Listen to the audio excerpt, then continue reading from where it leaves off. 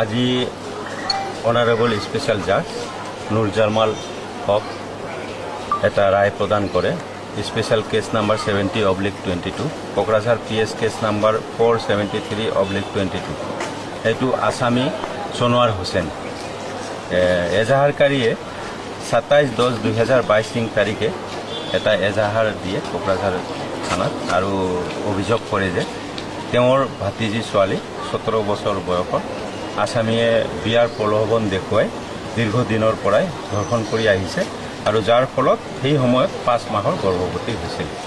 আজি আদালতে সকলো কেছটো শুনানিৰ পিছত সাক্ষীবাদী লোৱাৰ পিছত চূড়ান্ত ৰায় প্ৰদান কৰে। আসামীক আণ্ডাৰ ছেকশ্যন 6 অফ পক্সত 20 বছৰৰ সশ্ৰম কাৰাদণ্ড লগতে ফাইন 50,000 টকা আৰু ফাইন অনাদায়ে 6 মাহৰ কাৰাদণ্ড বিহে।